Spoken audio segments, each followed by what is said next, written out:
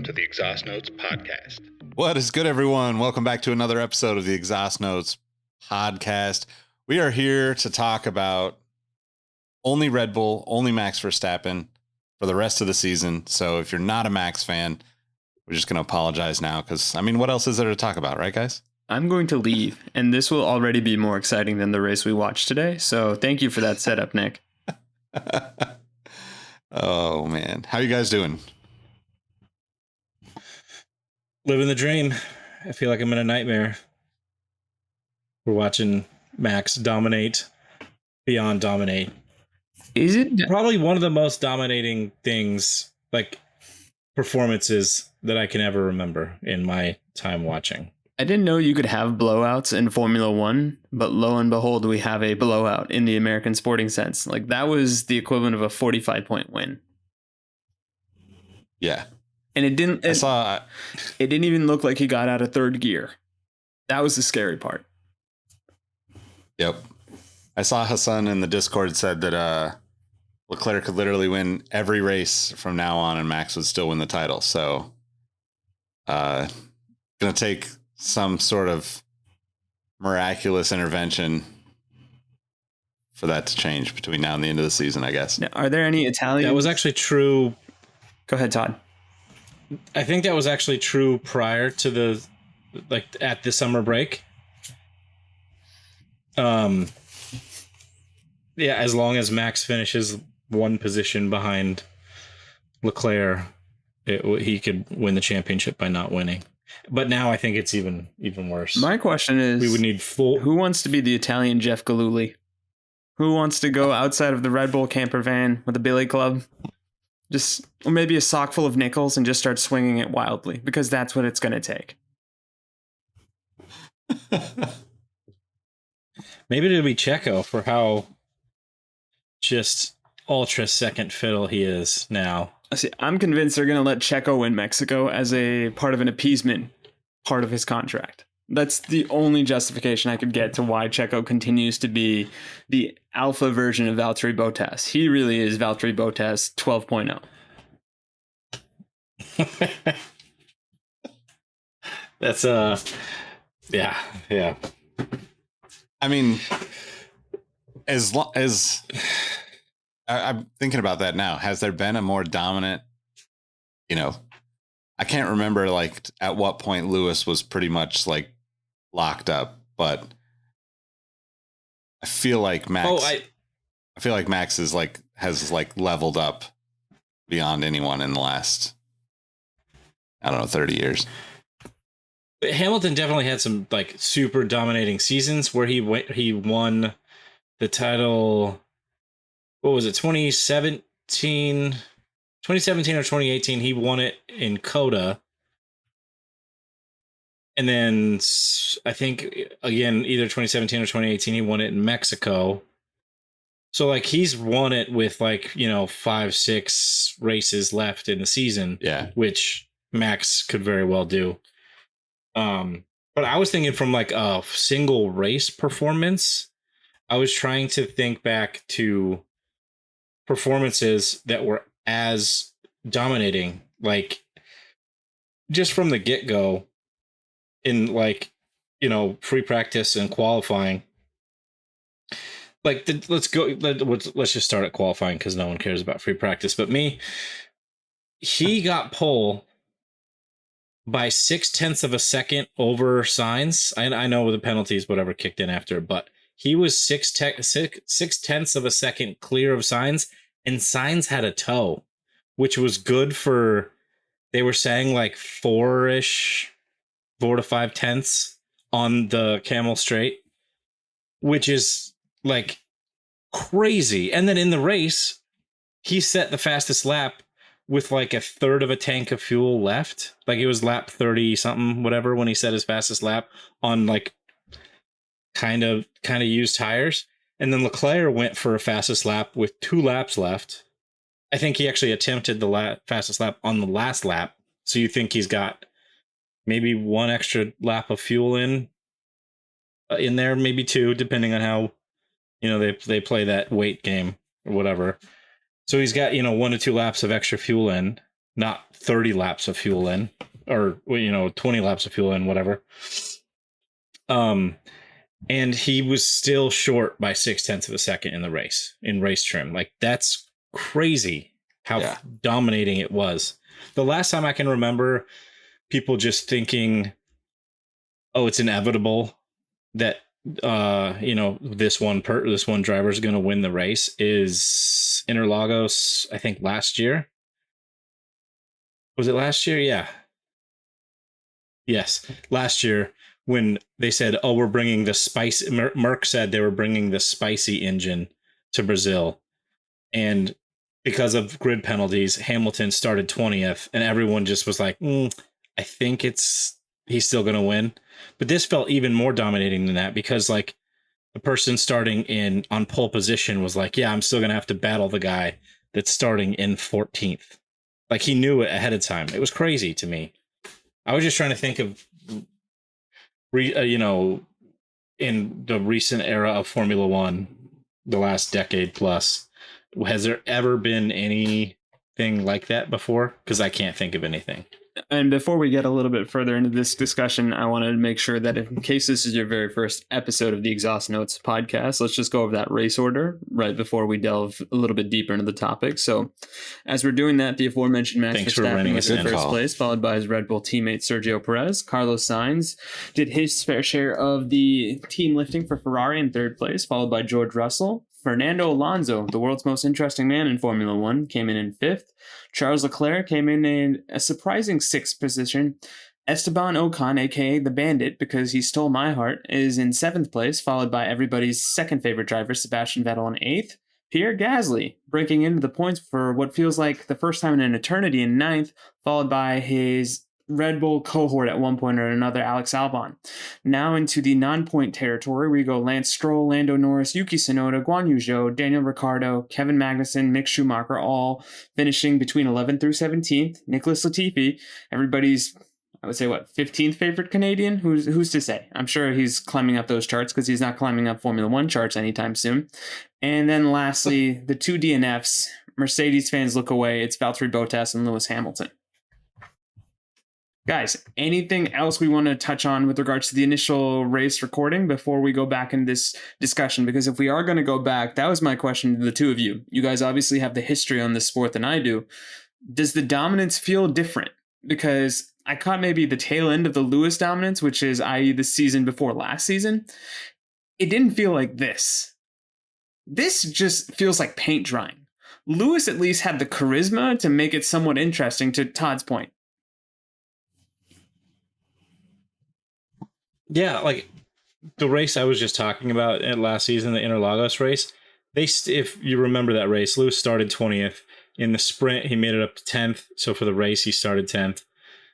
And then made it up to first. And they had a battle, a very close battle for the last,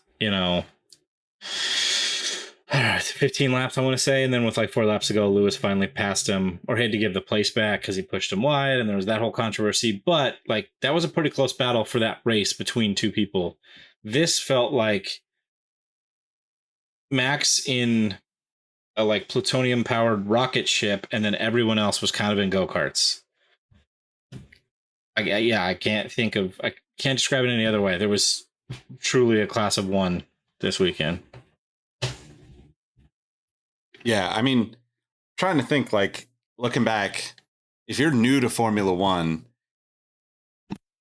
in the last few years, you're used to seeing Mercedes dominate, Lewis dominate, and then you have Max, who's now like starting his, potentially, 5 or 6 year run of domination, unless some, I don't see anything changing drastically at Red Bull to mess things up until 2026, right?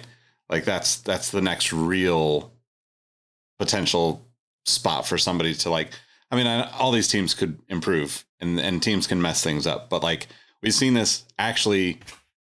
I forget who made the comment in the Discord, but basically someone said there's, Red Bull is the new Mercedes.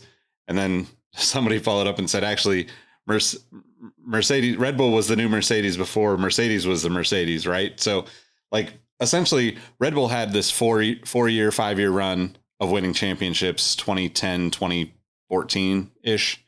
And I was looking back, and I think the 2011 season, Sebastian Vettel won in a Red Bull car with 5 races to go.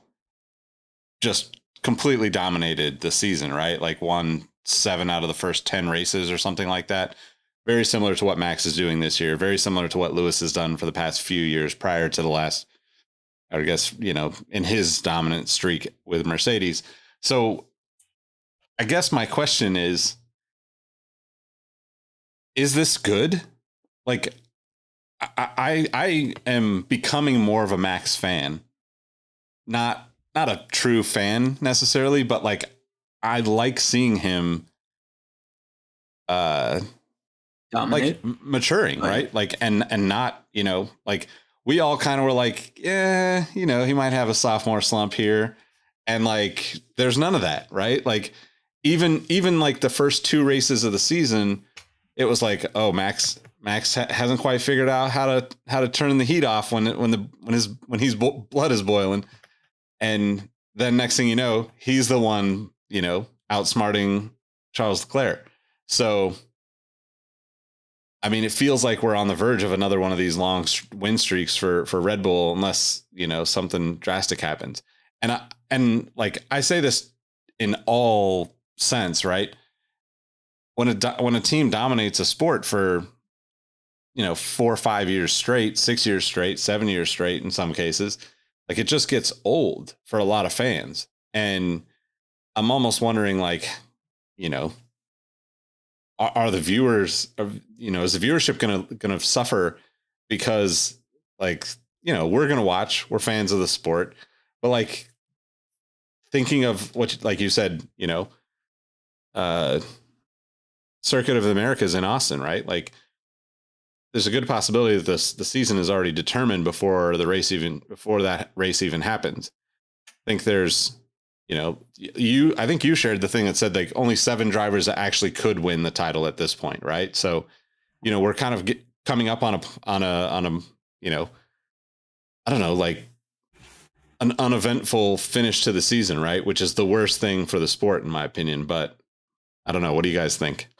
No, my thought is this. I think if you've recently got into the sport like I have, last year was a gift from the racing gods.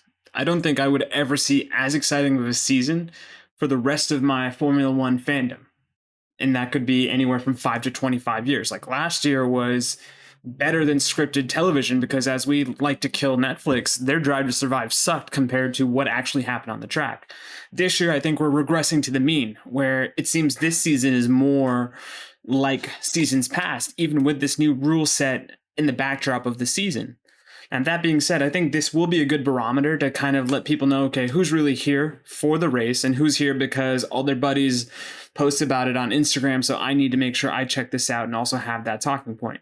Now, that being said, the one thing where I think if I had to make a prediction about next year's season of Drive to Survive, I think they're salivating because ultimately it's the David Stern methodology of, what's better than an existing star? Creating new stars. And I think this is the type of environment now where if you handle the narrative and the marketing correctly, you can market new stars. You just have to make sure that the message is authentic and people buy it because, yeah, it's looking like a formality. And if there's one thing we as American sports fans hate, it's dynasties and formality. And this is not trending well, or so it seems.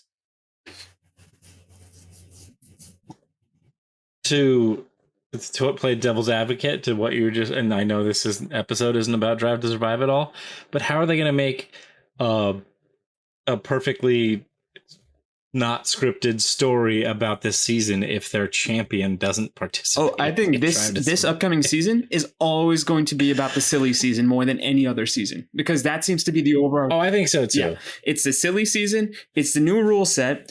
And yeah, I wonder if they are going to back up the Brinks truck to the Verstappen family and say, we need you. Like, sorry. And if he still says no, then yeah, I'm really intrigued because there's no amount of revisionist history that Netflix can enforce that's going to make that season captivating. I think. I mean, well, that like they have enough storylines, and I don't want to dive down this rabbit hole right now, but like Merck's rise from the ashes, you know, like the podium last race or whatever. But so that wasn't your question, but I think, and going back to Nick's original question, I think that I'll start by saying I already congratulated Max on his 22 and 23 championships. I'll just go ahead now and say congrats on the next run until 26. Because like you said, Red Bull isn't like, we've seen this era where it was, you know, 4 years Red Bull, 7 years Mercedes, or 8 if you want to count the constructors title. And then we have this new rule set where somebody else got it right. And I know that the rule sets, like the margin in the rule book, is supposed to be smaller to create closer racing and everything. But this is kind of going back onto today's race point. The cars, while racing closer, have tracks like this where once the order got unshuffled, everyone was just kind of stuck in DRS trains, right? There was just like segments of the performances of, you know, Formula 1.5, Formula 1.75 kind of thing, like I've talked about before. And we're going to have, like, unless Ferrari takes a big step, which I'm sure we'll get into their performance today. I think we're going to have this whole dominance, like just Max running away with it for the next several years. The thing that I hope happens is that people that were brought into this sport with the Drive to Survive thing, and like they kind of enjoy the narratives of what's going on in the midfields. So, you know, my man Rohit here rooting for Esteban, it was, I'm sure, exciting for him, especially what Esteban did today. That will keep people in the sport, even though there is the dominance, right? You can, like, you know, the Giants had their period of dominance, but you still are a fan of baseball and you still watch the Giants, even though if they're in last place or if they're, you know, middling around the, you know, midfield. I mean, but the Giants were like, they won and then they were like last, and then they won and they were like last. It's like, I know it's not a perfect example, but they had like a period of dominance, right? Yeah. If it's every other year in baseball, that's still like a dynasty for one team. Yeah. Well, what's crazy about this sport compared to all other sports, right, is the teams don't necessarily change that much.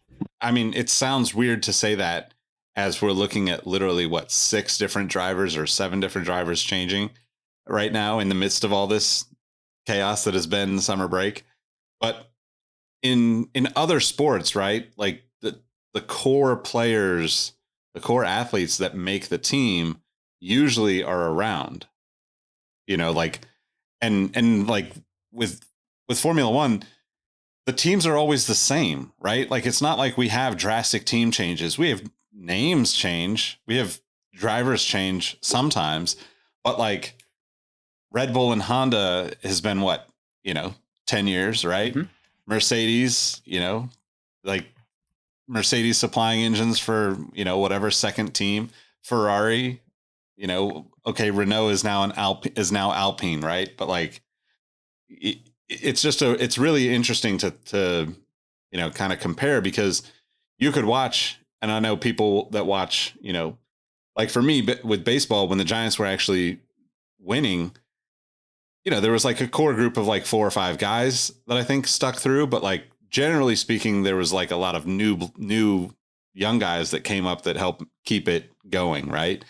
And you don't really have that opportunity in Formula One, right? Like the new guys come in and like hopefully somebody comes in and gives Max a run, but like to your point, I don't see that happening for, you know, unless Ferrari changes.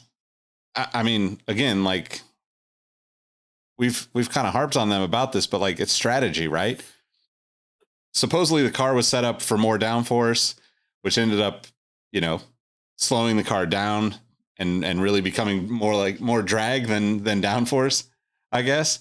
But I mean, like, no matter what you give Leclerc in like Ferrari form right now, he's still so far off of Max's pace. Yeah, I thought that was the most Sainz too.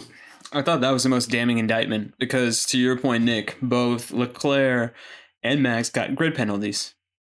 One won the race. The other one had a top 5 finish, but I don't know who made the call. And that was the other thing that I kind of took umbrage with. So I don't know if we want to officially transition into what I like to call shenanigan watch, because we were chatting about this previously, and there's a great little cult classic movie called Super Troopers. And within said movie, there's a segment on shenanigans. And as the movie describes and defines shenanigans, they can either be whimsical and light, or they can be cruel and tragic, depending on who the subject is of the shenanigan.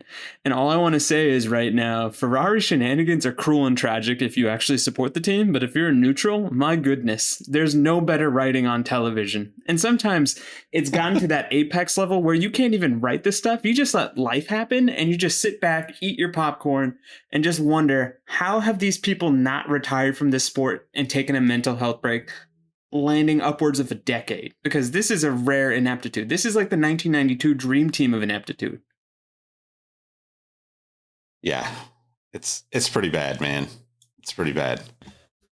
Yeah, I guess we should change gears to the antithesis that is the domination of Red Bull to their closest competitor. Painful. That's the most damning indictment. Yeah, so bad. So, okay, let's start with the radio communications, because this was the first time we heard like almost. I mean, we're never going to hear everything on a broadcast. But that, I don't know what lap it was, where they were basically like, hey, Charles, you can either stay out or you can come in. If you want to keep going, you can go, but like you could come in and pit if you want. We figure you're going to finish 5th, but what do you want to do? Like, what the fuck? What the actual fuck is that? Because that was literally how it sounded. And I'm listening to it going like, I mean, that's the kind of conversation I would expect for a car that is like off the track, DNF, like waiting for a ride back to the pits type of conversation. And it's literally in the middle of the race, probably 25, 30 laps in, somewhere in there, where it was just like, you're the strategists. You're the people with all the information. Charles isn't supposed to be making that decision. That's why the team is failing right now to compete, right? Because if he doesn't have the confidence that the rest of the people on the pit wall can actually make these decisions without him, I mean, don't get me wrong, all these drivers are, arrogant as hell, and they want to be able to give that input. But to have it be just a casual conversation that everyone in the world can hear, and even when we don't hear it on a broadcast, every other team can hear that. So it's like reeking of lack of confidence to me. And I don't understand it at all. I wanted to turn the TV off. No. Quick point. And I forgot who made this point. And it wasn't on our Discord. It was somewhere within the throngs of Twitter. So apologies to the nameless, faceless person that tweeted this. But the whole theory behind this is part of Red Bull's punishment for 2019. Is they just get their worst moments broadcast everywhere, and their punishment is this new narrative of how inept they are as an organization. I saw that and I was like, that is truly one of the most delicious punishments I've ever heard of. So you're saying that this is F1 and the FIA forcing them to just pull blunders all season? It's like the Simpsons episode where Sideshow Bob kept stepping on that field full of rakes. And it's, like I said, it's not, every time I tell myself I can't laugh at this, it's not even Stockholm Syndrome, but I've become a Ferrari fan based on their ineptitude, because I truly feel that I could do a better job. And I've been watching this for less than 18 months. My daughter is older than how long I've been watching this sport. And that's great. Maybe that's how you retain new fans, because you set this shining light of an organization and say, hey, you random person off the street that's only started watching this in the last calendar year, we think you could probably do a better job managing these egos and, more importantly, managing this tire strategy. Because, oh wait, I don't know where I put the official Formula One book club of exhaust notes, but that Ross Brawn strategy needs to be tattooed on some intern's back, and that intern should be walking around shirtless.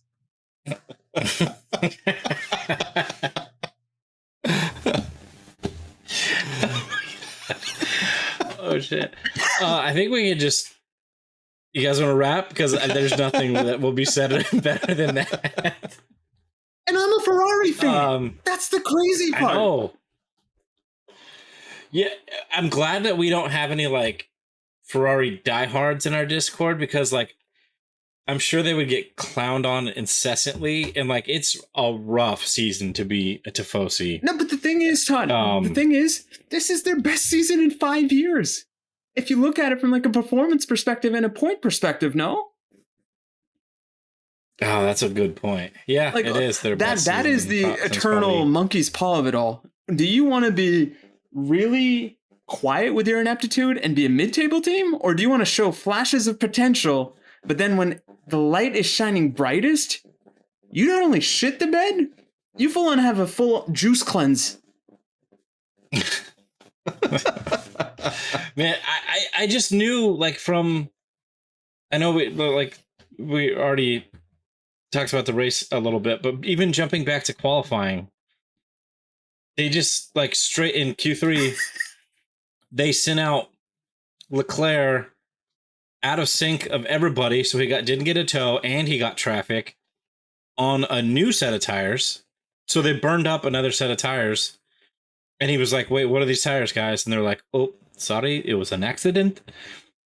That was it. It was just like, oh, Ferrari's back, like back to their true form.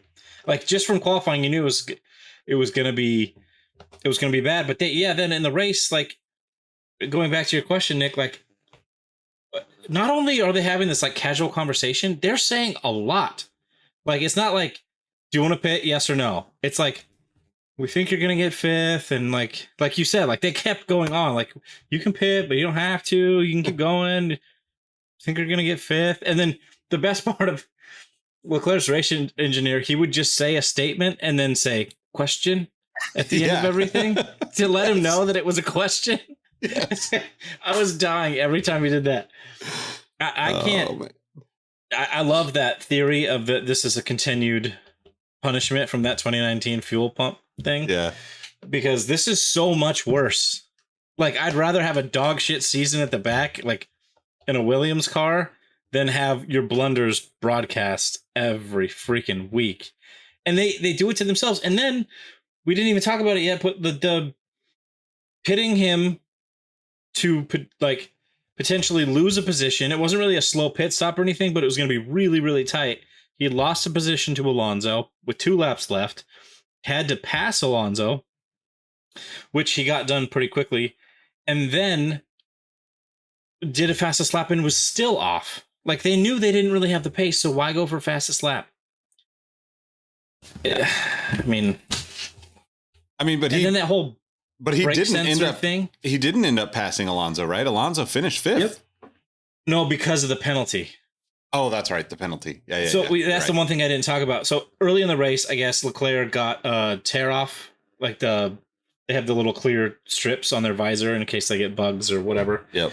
He got a tear off stuck in his brake duct, which is why he pitted early. He said something was smoking or burning or something. So they pitted him super early, and that dropped him back kind of even farther. And then it was completely fine, apparently, for the whole race until he pitted for the fastest lap attempt. And he got a pit lane speeding. He went over by like 0.1 kilometer of an hour. But they said it was due to a faulty brake sensor that had like overheated during that thing stuck in the brake duct or whatever. I mean, it just goes to show you, multi-million-dollar vehicle, and all it takes is a tiny piece of plastic to fuck it all up. So people, please make sure to put your plastic in the recycling bin, because clearly Leclerc did not, and that ended up costing him some points.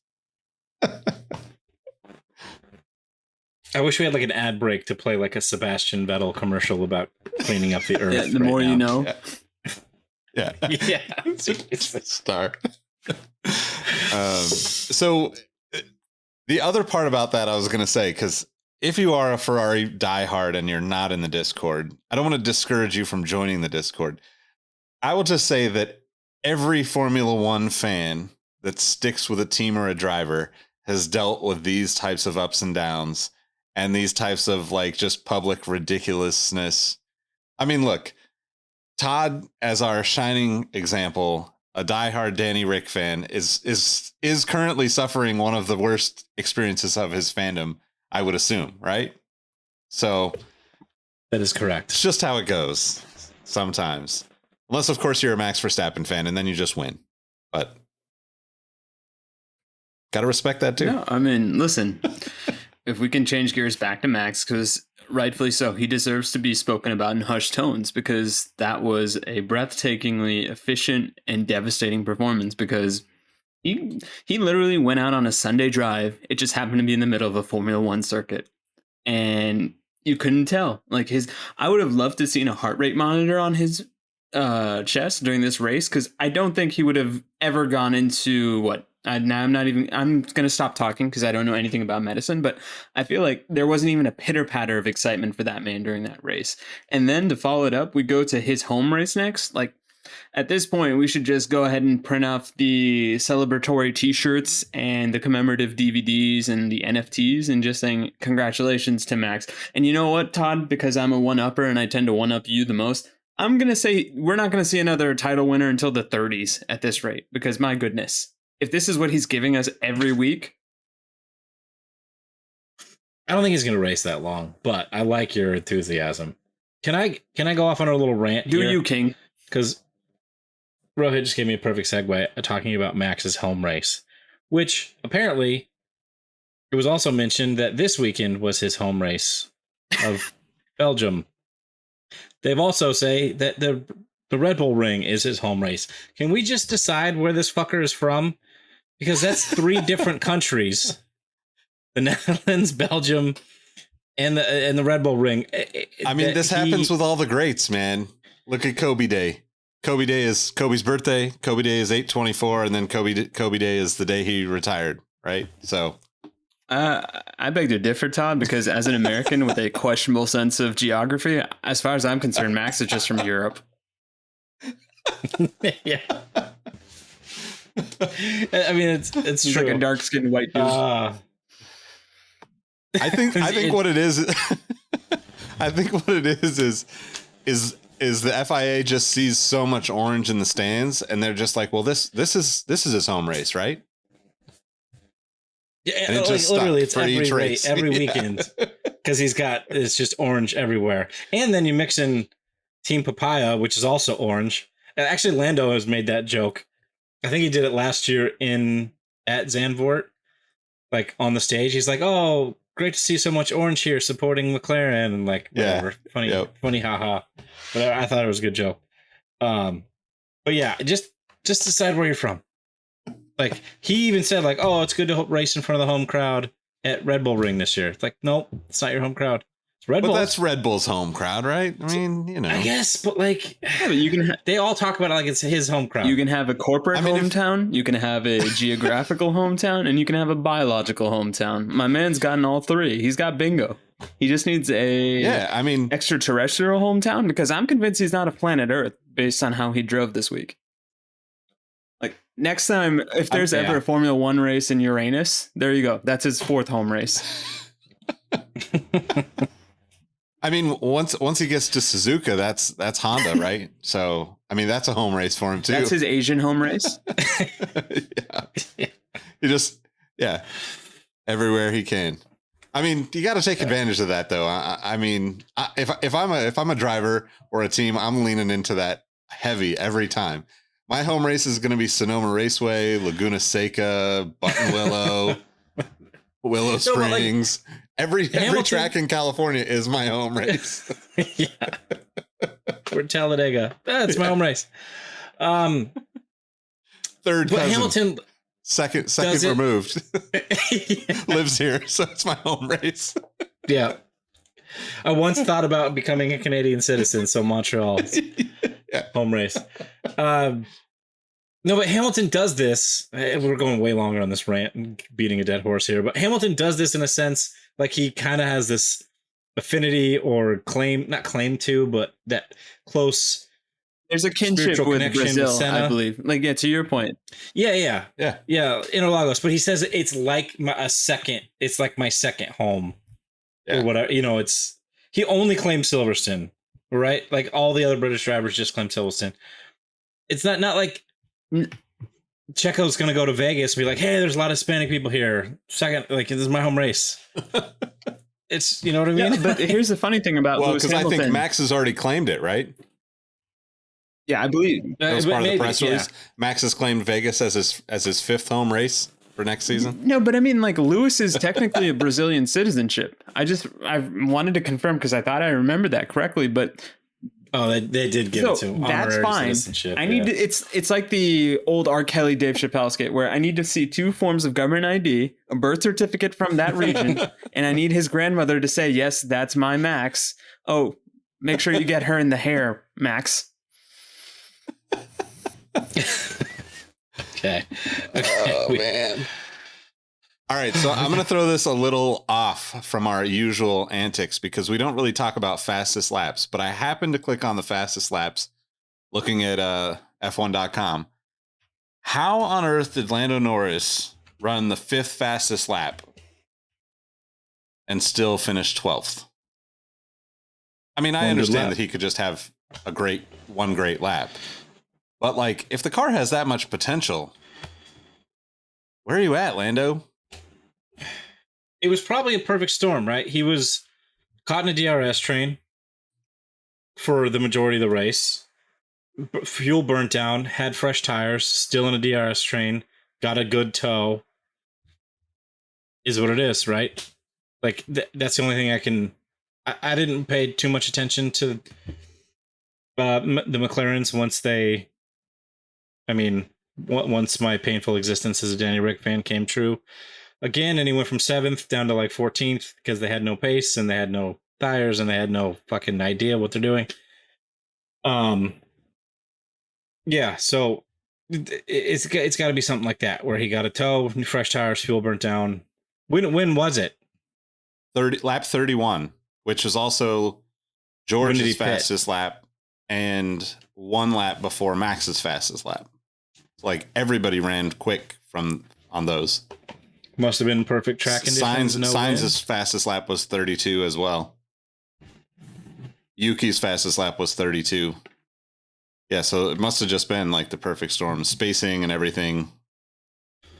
Yeah, but I mean, this also brings me to a logical point that we discussed a lot in the last episode. And even this particular morning, we got up a little early to watch the pre-race festivities, and there was the interview with Daniel Ricciardo.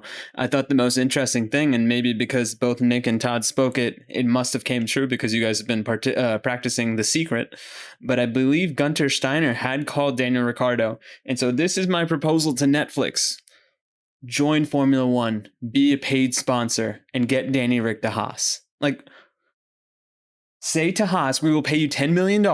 We will pay you Daniel Rick's, I don't know why I went Daniel Rick instead of Danny Rick. We will pay Danny Rick's exemption bonus from McLaren for you guys to take him on as a team. Because that's the only way they win. Because I don't think, sorry, Mick, you had another bad race. I don't think they're going to retain him. Who else is left? Because I just don't want to see Todd unhappy again. I want to see Todd happy for at least one more year in Formula One. I mean, I love Todd too, but it's not even about Todd right now, right? Danny Rick leaves Formula One. You lose undeniably the best personality that's in Formula One. I think this. Right? Yeah, no, absolutely. And that's the other point I want to make. ESPN needs to back up the truck too, because he essentially could be the Stephen A. Smith of racing for them if they want it. Not only that, he's got I also saw this on Twitter, so once again, credit to the nameless, faceless mob on Twitter. He's got a McAfee quality about him, where it doesn't matter what he's commentating on, he just has a likable enough demeanor and persona that he's going to get you through 90 minutes of content. And just because he's so goddamn charming, it's going to work. How dare you compare Daniel Ricciardo to Stephen A. Smith? Stephen A. Smith is an asshole. Quite frankly, I'm surprised that comparison hasn't been made. No, he's more of a Kenny Mayne if he's anything. Kenny Mayne on Main Street. That If you don't know what I'm talking about, look that series up. It's amazing. But I guess we're into the contract talks because that's a lot of what went on. Which we should know tomorrow how official it is, right? Contract review board is meeting is tomorrow, which by all accounts they're going to confirm that McLaren has Piastri. So that leaves Ricardo to your question, Ro. Alpine, maybe, but we can talk about the other Alpine thing. Haas, Alfa Romeo. They haven't technically signed Joe yet. AlphaTauri, because they haven't signed Yuki. They haven't signed Yuki, or could be losing Pierre. Yep. Williams. And Williams. But if you're Danny Rick, do you want to go, if you're not getting the Alpine seat and you're not going to fight at least McLaren, do you want to go to Haas? That's going to be whether or not they had an early stroke of luck this year, or if it was just the car was actually good for, kind of good. Do you want to go that in like a long-term project that doesn't really have an influx of money? I guess they're kind of building some foundations of a base of operations around Ferrari, or already did. I don't know. It's that area is murky, but they're not getting a huge influx. They're not getting their own wind tunnel like Aston Martin or McLaren. Like, do you want to go be a back marker? But it goes to this point of those 5 teams you listed, with the exception of maybe Alpine, who has slightly elevated expectations because they're consistently around the top of the midfield. All those other teams, I think, would welcome him with open arms. And I think he has enough cachet built up over his career in Formula One that if he performs reasonably well, everybody's going to say, oh, that was just a blip in McLaren. This is the true Danny Rick. So I think he's actually in a win-win situation now that I think about it some more. I mean, yeah, he's too likable of a personality to like to be Stephen A. Smith. Still mad about that. No, he just brings so much more to a team than Look, I don't think that McLaren or Danny Rick wanted to part ways, right? I think it's pretty obvious that neither of them really wanted to, but it's the right decision because they can't get it right? Like it's been a struggle for, the entire season essentially. So, and, to me, like that's probably more admirable and respectable on both accounts to be able to say, hey, this just is not working. Let's not waste each other's time, energy, money, all that stuff. Because if he goes someplace and gets an extra year in and can really make a difference. I mean, to your point, Rohit, if Netflix came along and sponsored Haas and Danny Rick was on the team, like the American fan base would just be, like that would become like a diehard fan base in like a matter of weeks. I mean, not only that, they would have their own spinoff. I'm convinced, because we were watching Selling the OC, which is a spinoff of Selling Sunset. There you go. Danny Rick, Gunter Steiner, the bromance we never thought we could get, but we always wanted secretly in the back of our minds and in the front of our hearts. Yeah, sign me up for that right now. I weirdly feel like Gunther and Danny Rick would clash somehow. But even that's a win-win, though. I feel that way. That's a win-win. Like, the only way that hypothetical series doesn't work out is if everybody's professional. But between the Fuck Smasher and the Honey Badger, nothing about that screams professionalism to me. Yeah, I guess you're right. Even if it was, I forgot about the Fuck Smash My Door thing. Gunther is pure, like, peak comedy when he's mad, I guess. All it's going to take to... go ahead, Nick. No, go ahead. I was just going to say, all it's going to take to set off Gunter Steiner, the human ticking time bomb that he is one Danny Rick smirk. He's just going to take it the wrong way, and then all hell's going to break loose, and we're all going to be happy, because this is what we wanted. I mean, I've always wondered if that was the real reason that he left Red Bull, is because Christian Horner just didn't like that he smiled so much. No, I actually think Christian was pretty salty about Danny Rick leaving. Really? Oh, yeah. Yeah, I feel like he... I feel like, I know it's all scripted or whatever, but what came across on camera was when Christian Horner was talking about Danny Rick choosing to leave. He was like a little hurt by it, and even kind of threw in a dig, like, doesn't want to like stand up to the challenge kind of thing. Whatever. There was that. There was also this man. How many years was he under Christian Horner's stewardship at Red Bull? 3-4 years. The most pointed dig that Christian Horner had at him was mispronouncing his name and be like, oh, whatever, however the hell you pronounce it. Okay, buddy. Like, that dude ushered in a transitional era that half of these teams would kill their right wheel for. And you forgot how to say his name. And then to Todd's point as well, there was also a little bit of a lingering resentment when he left Renault because Cyril Abiteboul was also kind of clamoring for the fact that I thought we had something, Danielle. What is going on? Why are you leaving me? And then inevitably next year, when we get the Zach Brown version of this, I'm sure there is going to be a little bit of lingering resentment from that man as well. Like, Daniel Ricciardo is a bit of a tease. He gets you with a smile, but he loses you with the frustrating results. I was gonna, if anything, Zach Brown's gonna be clicking his heels because he got $20 million driver off the book, stole the best prospect in F1 potentially, and still has, arguably one of the best pairings on the grid. Ultra marketable guy in Lando, who's also goofy. Yep. Has that goofy charm about him. He's the crown prince of Daniel Ricciardo's kingdom because he's essentially Daniel Ricciardo 2.0 because he's everything Daniel Ricciardo is, except he's 10, 15 years younger and he still has race pace. Ouch. I've turned into the Stephen A. Smith of this episode, so there you go. Yeah. Okay. Oh, you know who we haven't talked about yet? Alex freaking Albon. What the hell? Okay, so the Williams just is like, I'm gonna forget what downforce is.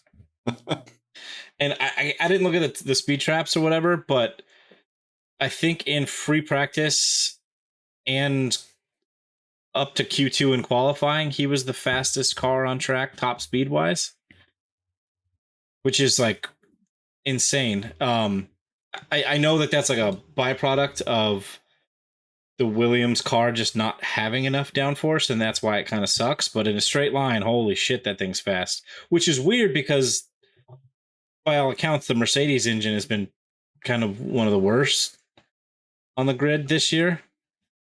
So I don't get it. That car, it was crazy fast. But for Alex Albon to be super fast in practice, I think he finished, in the top 5 or something. Definitely top 10. All the free practices. Q1, Q2 was like P4, I think. And still pulled it into Q3. I think his Q3 got kind of screwed up. But I think he qualified 10th and then got bumped up to 6th, I want to say, at the start of the race. But to hang on and keep that car in the points after all of the field was shuffling and was able to battle the midfield and keep it in the points. That was like one of the best performances of the season, I think, this year. Even cooler than his 48 laps on one tire and then 1 lap on another tire performance. That was pretty impressive.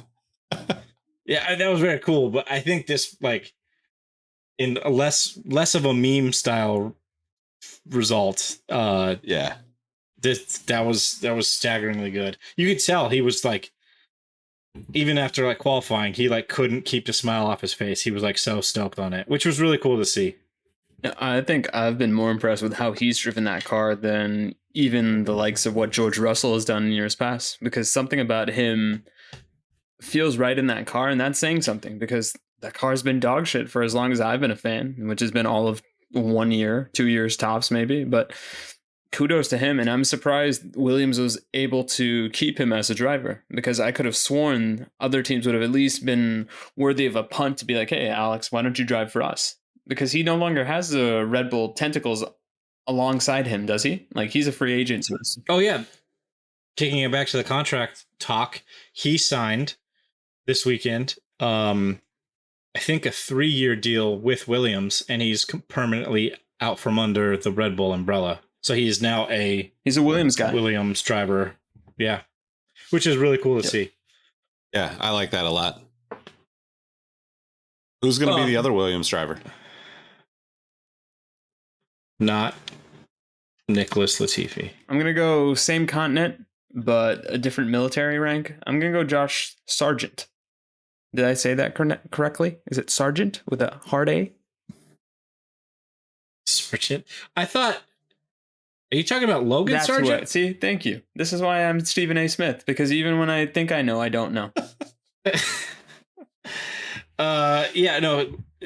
Now I get what you're saying. Same continent, different country. Yeah, Logan Sargent is a promising young American driver in F2.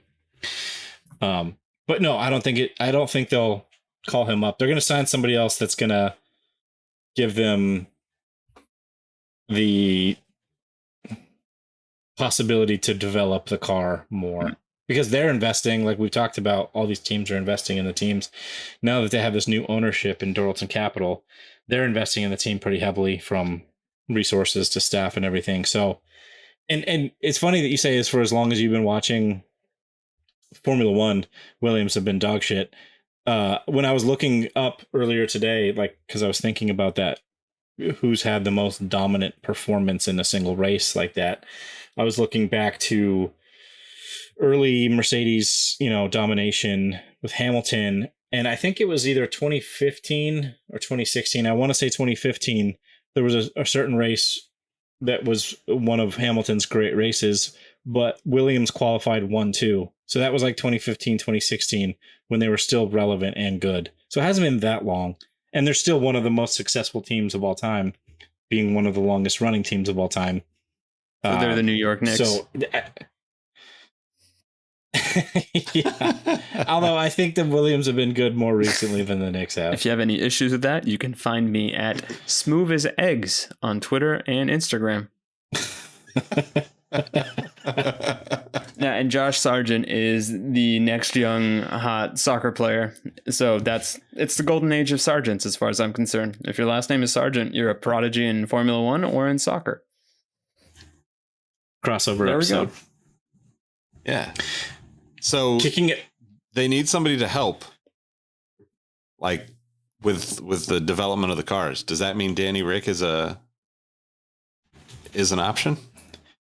If they throw the bag at him, I think that's the only way he goes to a team like Williams.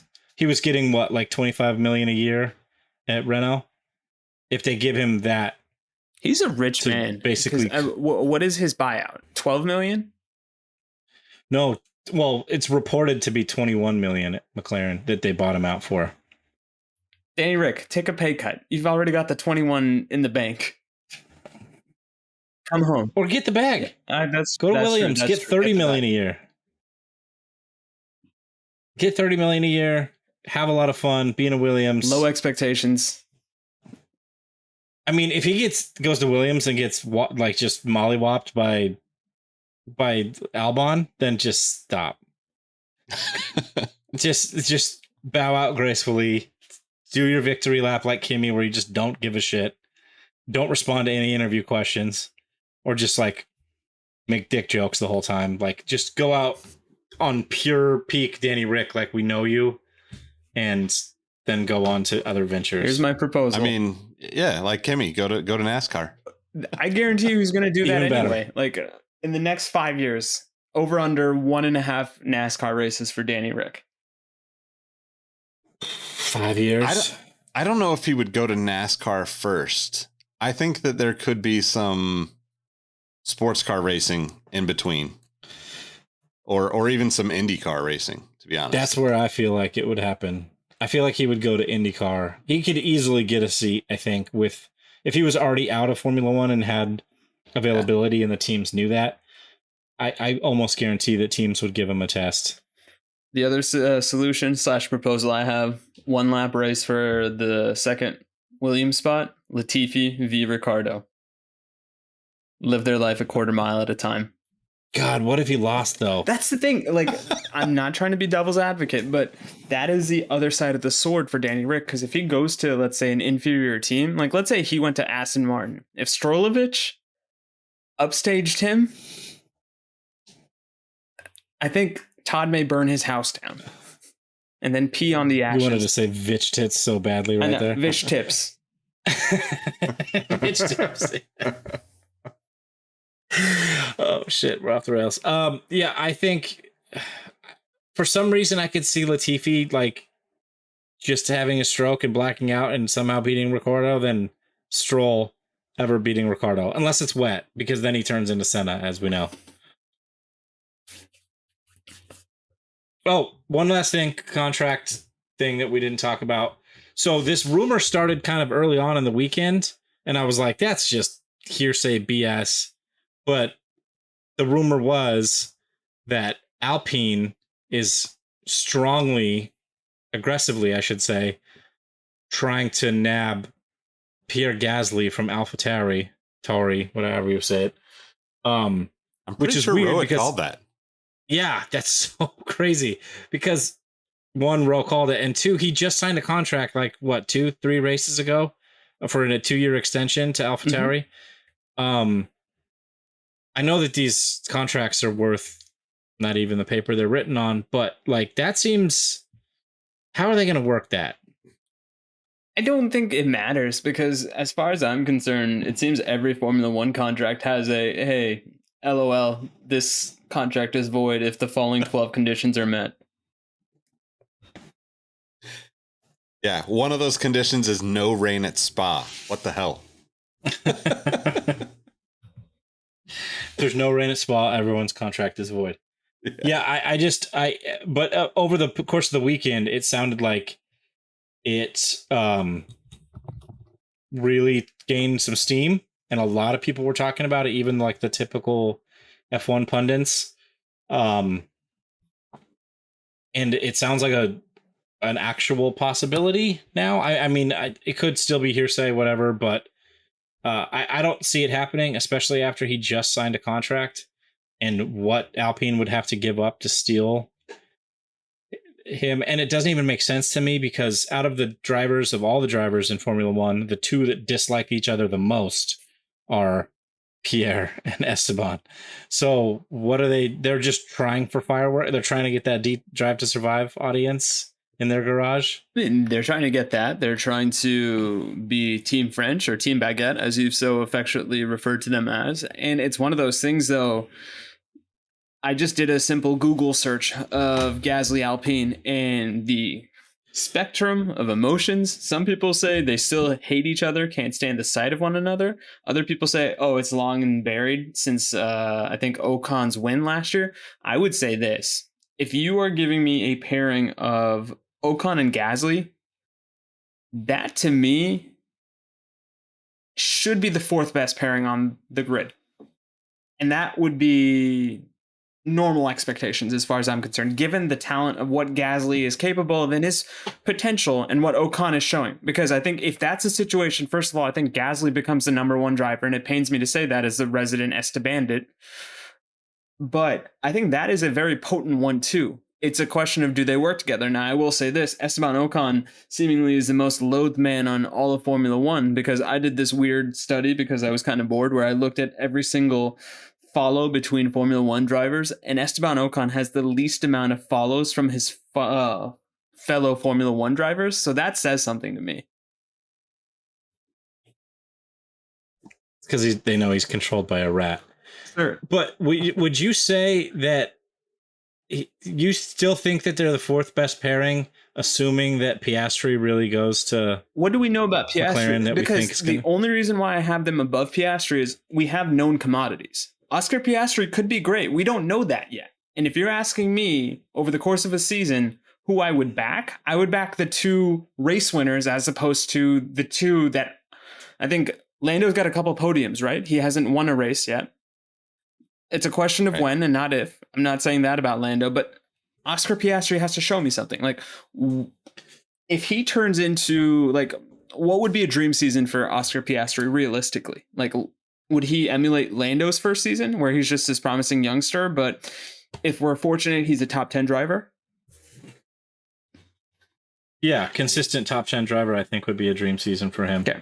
Yeah. So, like I said, I may be in the minority, and if I am, you guys know me. I'm at Keith DeSneak on your favorite social media. But I would ride or die with the Gasly-Ocon hypothetical partnership over the hypothetical Piastri-Norris. I sense a big bet coming on. It has to happen first. Well, before I was going to say before that bet happens, I mean, everything in the last day has been that Alpine thinks that they're on the right side of this contract dispute, and Toto Wolff even said like he thinks that Piastri's tweet was kind of when the Gasly or something. I forget the when words. the Gasly-Ocon thing happens, I will speak an entire episode with a French accent while eating a baguette. I mean, I just don't know if Piastri's actually going to end up at McLaren yet. I'm not sure how that works, right? Because if he's still under contract with Alpine, they're not going to have him race if he's already saying he doesn't want to be there, right? Yeah, they're just going to keep him from racing for somebody else until his contract's up, I would assume. Yep. But all the accounts I heard is that it's pretty much in the bag for McLaren. Again, we'll find out tomorrow. But everything I heard was it's in the bag for McLaren, so he's as good as gone from Alpine, which makes that Gasly proposal super interesting. And it's weird that everyone was talking about it so much. So I feel like the paddock feels like Piastri's going to McLaren. And if that happens, if we get Gasly, if we get Team Baguette versus Team Promising Young Driver, as you say, we have to bet something larger, because I'll back the F3, F2, F whatever Formula Europe champion and Lando, who I think talent-wise is above any of those drivers mentioned. I think he's, like I'd said before, he's the best driver that's not in a top 3 car. That's fair. Like I said, I'm excited for it because I think that would be a very even placed bet. And to your point, there seemingly is smoke. When there's smoke, there's fire. And Formula one thing I've learned in the 1 year I've started watching this, nobody can keep a secret in that sport. It's just staggering how much chatter there is in the paddock and what comes true because of that chatter. Yep. All right. Anything else, or should we wrap up with some fantasy? Yeah, let's do it. Here's the 30-second Rohit vamp for while I pull this up. While Todd's pulling this up, I've looked at her reviews. I'll read a review. I might need Nick to glamp for me as I do. No, I won't need to do that. I'm a professional, and not to say. If you haven't left us a review, you can do that on the Apple Podcast website. Exactly. Look up exhaust You notes. can be like Chivas89, Likewise, who just said 2 race car emojis, a great Formula One podcast, such a good listen. And I can't tell if that emoji is a grinning emoji or an emoji wearing a mask, because either way, it's a very responsible emoji. Because you either need to be happy in life or you need to be vaxxed up. But that's just my opinion, not that of my partners or the greater sneaker history cinematic universe. Todd, do you have enough, or do I need to glamp some more? No, that was good. It took a weird turn. It always does with me. All right. So we're going to go to the Voldemort League first.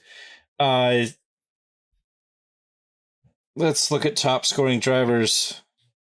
Shout out to the Trap Pete, who's obviously given up with 0 points this week. Top scoring drivers this week are Julie Wood, Jackal,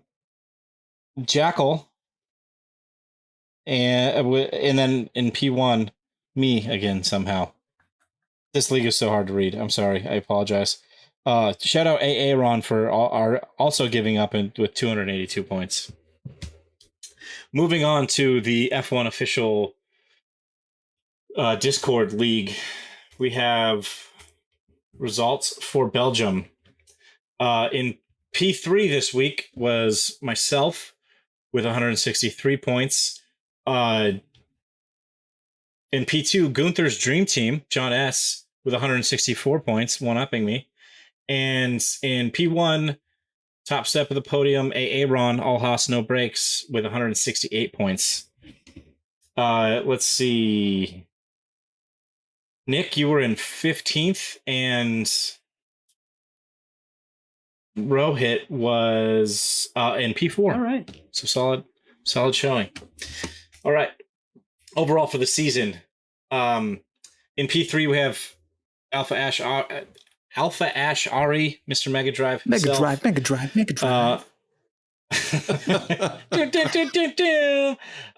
In P2 is myself, actually not tied for P2 anymore. Actual P2, shout out me. And then in P1, Aaron with a very Verstappen-like lead. He's over 100 points ahead of me. In P1. And then to the most important, the Exhaust Notes official podcast draft. So top step of the podium this week is Nick with 56 points. Solid week with the race winner. With third week in a row, you had the race winner there. So I think I'm onto something. Yeah, that Max pick at the beginning of the season. Pretty fortuitous. All right.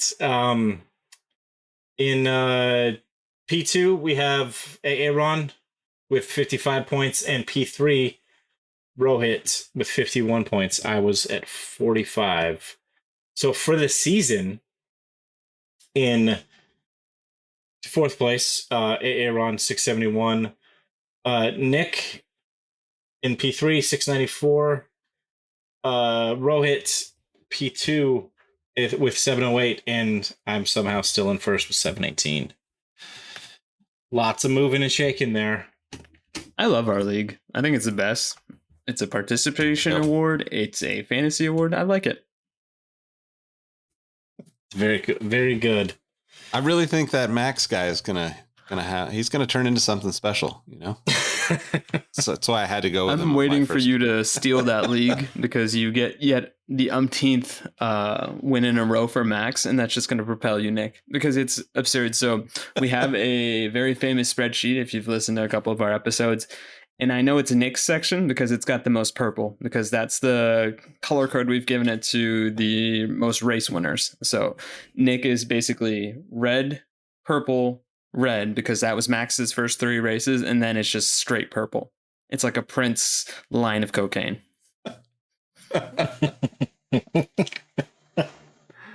Oh man, rest in peace to Prince. Miss that guy's music. All right. Well, time to put a raspberry beret in that hair, Nick. Exactly. Wrap it up for the week. Oh, why don't you guys pre-race predictions? Going to Zandvoort. What do you guys think? What are you thinking? I mean, I'm gonna go out on a limb here and say Max at his 4th consecutive home race is gonna win, and it's probably gonna be Checo, and let's throw a curveball in there and say that Fernando is gonna finish 3rd next week, just because. I mean, he's like super motivated to piss off Alpine as he leaves, right? Like a 5th place finish. Are you kidding me? Can we talk about the quote as well? I mean, I'm surprised we didn't talk about this, and I'm sorry that we're going to extend this because I think this is at least worth 4 minutes of conversation. But calling Lewis Hamilton an idiot and then saying he only knows how to drive from the front, I don't think that's a insult if we want to look at it from the long-term play. But my goodness, it was spicy in the moment. Yes. The best part of that was at the post race. I guess the race was still going on, but Lewis got interviewed by the media and was kind of going over it, and then kind of said, like, with a grin, like, "Oh, I'm glad to know how he feels about me now." And then they said, like, "Are you going to talk to him?" And he's like, "Well, I was going to, but not now." Because Lewis like fell on a sword. It was his fault. Obviously, it was his fault. Like Fernando gave him all the room in the world. So it's a shame. I mean, I guess it's a good thing that Fernando didn't have to DNF because of that, because that was a pretty rough looking crash. Yeah, that was pretty crazy. I could not believe that, to be honest. When I heard it, I was like, but also I respect it. Damn it, I respect it. Dad, who do you have? It was very diva like. Wait, did you give me your top three? No, I'll go ahead and go, because I kind of want to jinx him at this point, because I think for just our own lack of boredom, we'd like to see Max not win every single race, but I'm going to go Max, Russell, Sainz. Ooh, I like that. I'm going to go Max by a lap. Jesus. No, he's not going to win by a lap, but he'll lap like half the field. Max, Checo, Russell. All right. Yep. If you disagree with either of these guys, you can find them on social media. Wait. Let them know how they can find you guys. You can find me on Twitter at Roheezy, on Instagram at RoadM13, and my last hot take of the day is Carlos Sainz is Ferrari's #1 driver now. It's not even a question.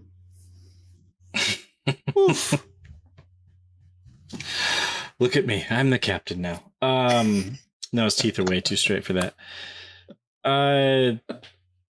I'm on Twitter at... Sorry, I'm just reacting to Nick's face.